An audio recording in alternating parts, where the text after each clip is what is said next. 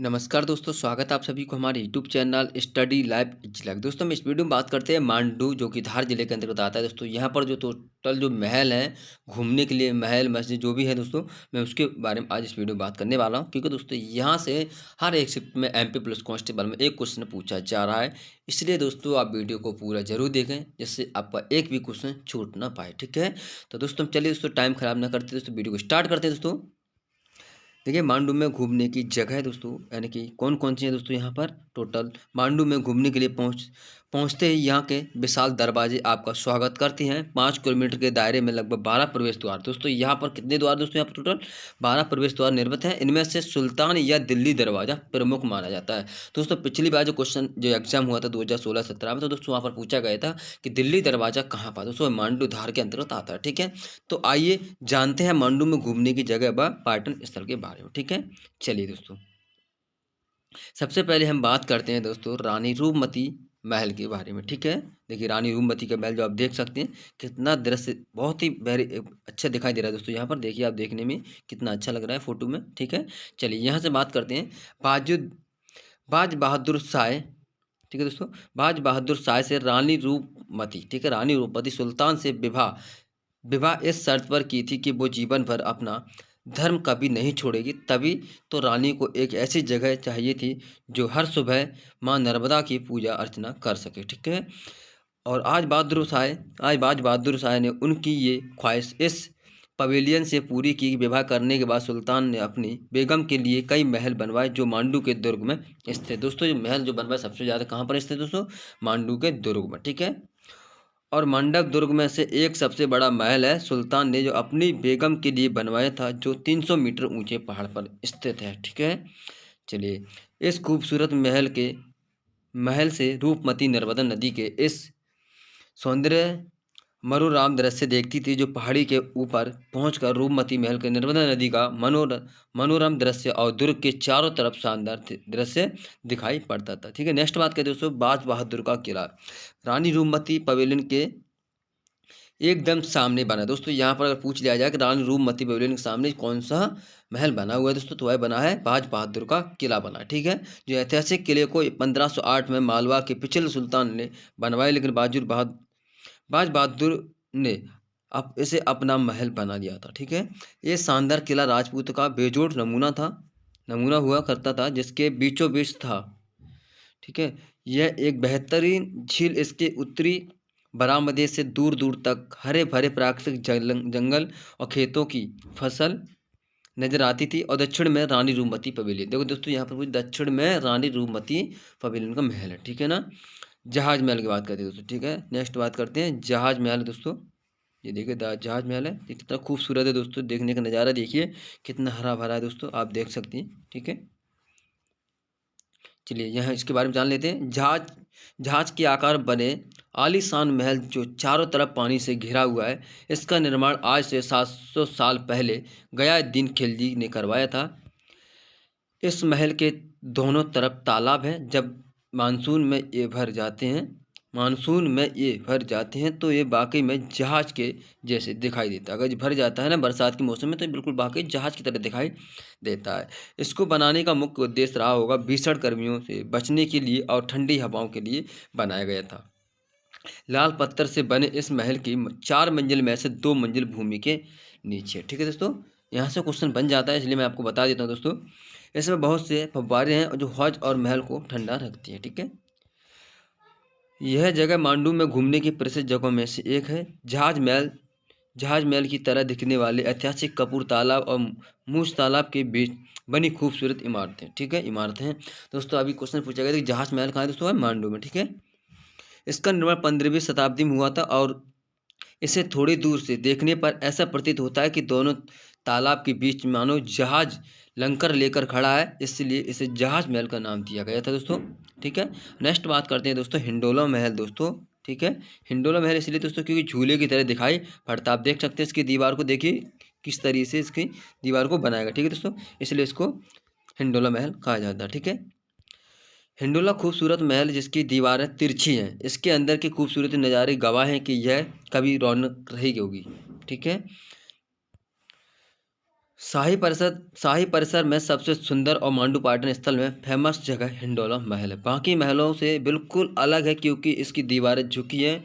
इसकी बनावट इसकी बनावट एक झूले के आकार की, मैंने बताया दोस्तों झूले के आकार की, इसलिए इसको हिंडोला महल कहा जाता है। ठीक है, यह जगह बादशाह और बेगम की बैठने की जगह हुआ करती थी। बादशाह ऊपर बल्कि बालकनी में बैठा करते थे, ठीक, बालकनी में बैठा करते थे जो, मगर बेगम ठीक सामने दूसरी बालकनी में ही बैठती थी। ठीक है, यहाँ का कहा ये भी जाता है कि अपनी अपनी बालकनी में हाथी और पालकी से पहुंचते थे।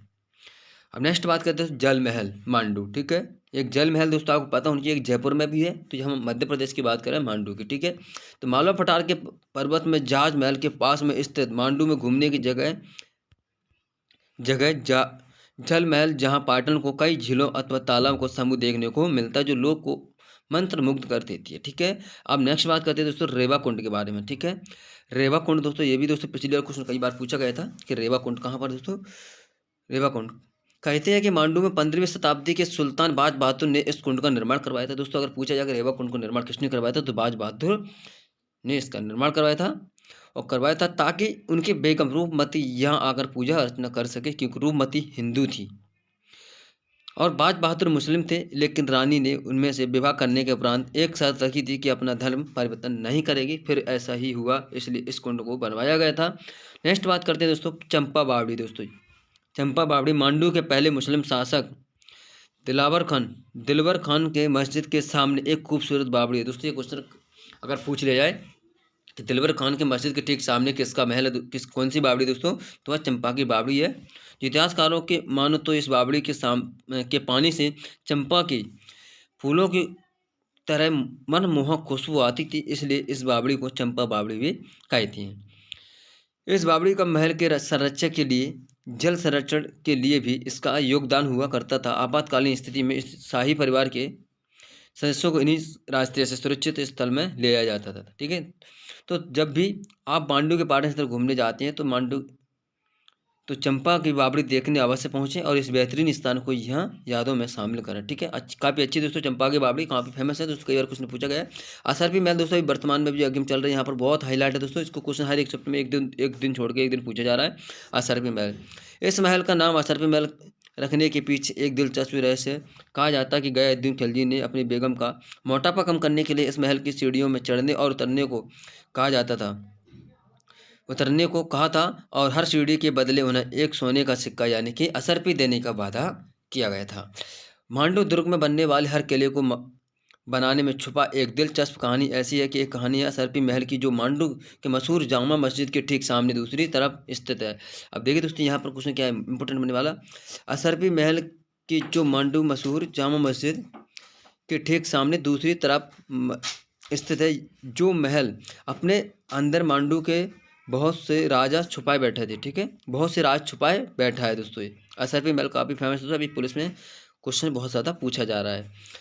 इस स्मारक को बनाने में लाल पत्थरों का इस्तेमाल किया गया है। कालांतर में इस महल को फिर से निर्माण करवाया गया, इसके लिए अगले हिस्से आंगन को और महमूद खिलजी की कब्र के लिए घेर लिया गया था, जहां आज के आधुनिक युग में मांडू पर्यटन स्थल के रूप में मांडू में घूमने की जगह को देखने दूर दूर से पर्यटन इस ऐतिहासिक प्रेम कथा को जानने के लिए मांडू घूमने आते हैं।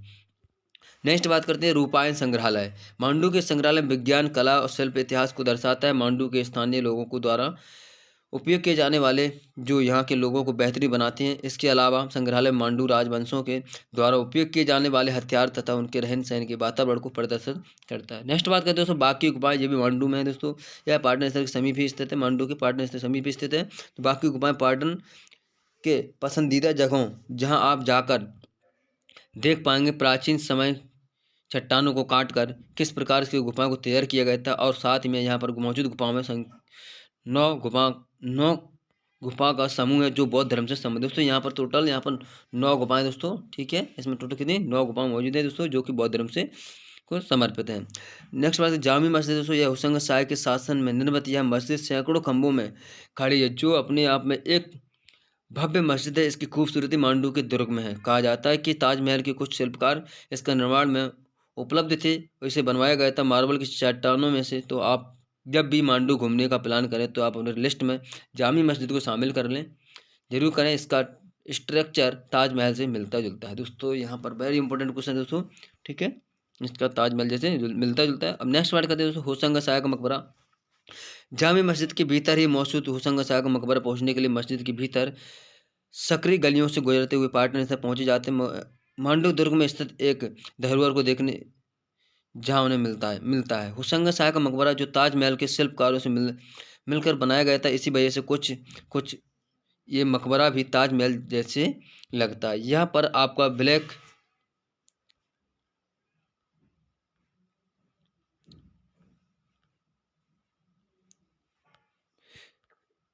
ब्लैक और वाइट का कॉम्बो देखने को मिल जाएगा। एक तरफ जामी मस्जिद जो ब्लैक रंग की है और ठीक दूसरी तरफ होशंग शाह का मकबरा जो संगमरमर से निर्मित है। देखिए दोस्तों, यहाँ पर आपको यहाँ से क्वेश्चन देखने को मिलेगा। जामी मस्जिद जो ब्लैक दूसरी तरफ होशंग शाह का मकबरा संगमरमर से निर्मित है, ठीक है। हाथी महल, मांडू बस स्टॉप से सिर्फ 2 किलोमीटर की दूरी पर हाथी महल है। अनेक विशाल स्तंभ और इसी वजह से इसे इसका नाम दिया गया था हाथी महल, ठीक है। लाल रंग में बना यह मकबरा काफ़ी दूर से पर्यटन को आकर्षित करता है। यह एक गौरवशाला शैली इमारत है जो इतिहास के पन्नों में अमिट हो चुकी है। इसलिए मध्य प्रदेश पर्यटकों को ये जगह काफ़ी पसंद आती है, ठीक है। मैं पर्यटन जगह काफ़ी पसंद आती है। मांडू में हाथी महल की खूबसूरती देखने के लिए एक कम से कम 2 घंटे का समय निकाला जाए, तभी इसे ठीक तरह से घूम पाएगा, ठीक है। काफ़ी अच्छी है दोस्तों। अब नीचे नेक्स्ट बात है दोस्तों, कारवां सराय। मांडू में राज्य करने वाले राजा महाराज युद्ध के लिए अनेकों ने घोड़े, हाथी, ऊँट रखते थे। तो इसमें दोस्तों क्या रखते थे दोस्तों, ऊँट, हाथी वगैरह यहाँ रखते थे, ठीक है। इनको जिस सुरक्षा स्थान में बांधा जाता था जो करवान सराय के नाम से जाना जाता है, जो एक बेहद विशाल सराय है। यदि आप मांडू घूमने का प्लान कर रहे हैं तो समय निकालकर इस जगह को देखने को जा सकते हैं, ठीक है। दाई का महल दोस्तों कहाँ पर है, मांडू में। एक ऐतिहासिक गांठों में शामिल इस जगह पाठकों की पसंदीदा ऐतिहासिक धरोहर है, जो मांडू के राज परिवार में जन्म लेने वाले बच्चों को पालने वाले दाई के लिए बनवाया गया था। मांडू घूमने आने वाले पार्टनर जरूर विजिट करते हैं, ठीक है। अब दोस्तों बात करते हैं यहाँ पर 7 कोठारी महादेव मंदिर, ठीक। गुफा के अंदर स्थित भगवान शिव को समर्पित। दोस्तों यहाँ पर वेरी इंपॉर्टेंट क्वेश्चन है। 7 कोठारी महादेव मंदिर है जो गुफा के अंदर भगवान शिव को समर्पित है। इस मंदिर तक पहुँचने के लिए सक्रिय रास्ते से गुजरना और पर्यटक के लिए भीतर प्रवेश करते हैं। पर्यटक इसके भीतर प्रवेश करते हैं जहाँ उन्हें भगवान शिव के दिव्य दर्शन प्राप्त होती है। अब नेक्स्ट बात का मांडू पूछे जाने वाली प्रश्न है दोस्तों, यहाँ पर वेरी इंपॉर्टेंट है, इसके बारे में जान लेते हैं दोस्तों। मांडू का किला किसने बनवाया था दोस्तों, बाज बहादुर ने अपनी बेगम रूपमती की ख्वाहिश पूरी करने के लिए सुल्तान ने अपनी बेगम के लिए कई महल बनवाए जो मांडू के दुर्ग में स्थित है। और इन्हीं दुर्ग में से एक सबसे बड़ा महल सुल्तान ने अपनी बेगम के लिए बनवाया था जो 300 मीटर ऊंचे पहाड़ पर स्थित है, ठीक है। मांडू का इतिहास है दोस्तों, मुगल बादशाह अकबर अपनी सुल्तान बढ़ाने के लिए हर जगह जमा कर रहा था और अब उसकी नज़र बाज बहादुर के मालवा पर। मांडू छोड़ने से पहले सुल्तान रानी रूपमती से मिलने आए, लेकिन उनका कहाँ पता था कि ये प्रेम कहानी का आखिरी समय चल रहा है। प्रेम के इन पंछियों को कहाँ मालूम था कि इनका अब ये अंतिम मिलन है।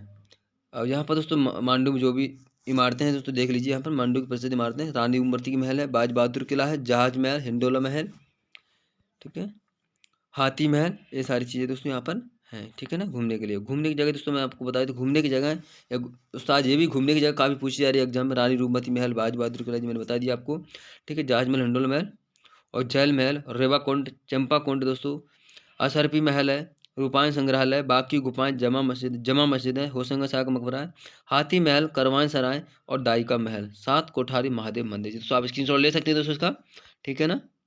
आप स्क्रीनशॉट भी ले सकते हैं, देखिए ले सकते हैं दोस्तों।